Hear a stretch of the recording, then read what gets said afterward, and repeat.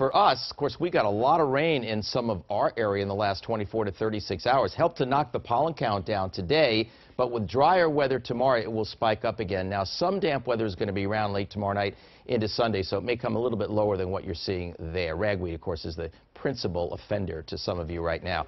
Almost 5 inches of rain fell down toward the south coast of Massachusetts. Other areas, much more modest amount of rain. All of us had meaningful rain. And so it turned out to be a period that we really needed. But in terms of temperatures, even though it was cooler today with Boston's high of 73, we're still running 6 degrees above the average for the month. And even though it's a little cooler now, it's going to warm up again come next Tuesday, Wednesday, Thursday, Friday. So the first half of September is going to wind up averaging way above the average. But let's talk about what's happening now. 65 in Boston, just a gentle breeze.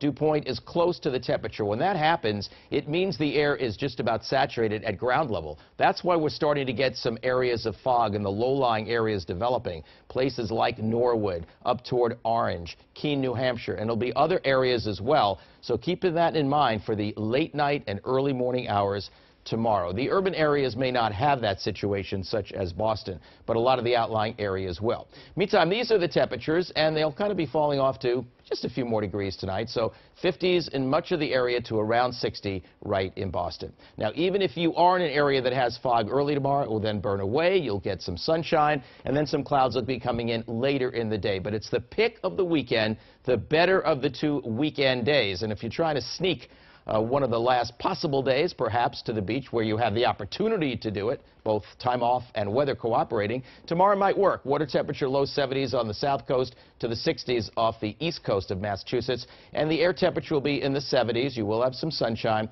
UV index will be high. The rip current risk is low, and the high tide is just before noontime. All right, there you see, the skies are clear. Fog not really picked up on this. But what I want you to see, the band of showers that's now approaching western New York and western PA, because that does factor in to our weather as that edges closer to us. And it appears that overnight Saturday night, especially late Saturday night into early Sunday, is probably the best opportunity for the steadiest period of rain. So it may occur when a lot of you are sleeping. This would be fog early tomorrow. Then it would burn away to allow for some sun.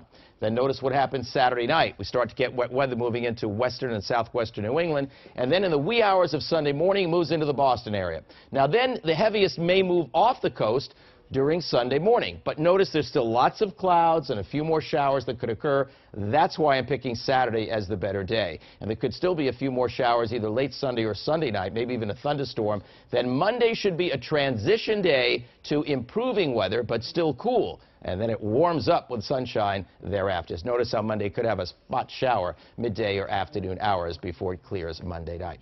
All right, let's check it out the next 7 days for you. Just in case you're doing a little traveling within New England this weekend, wanted to give you an idea of how it breaks down on the Cape.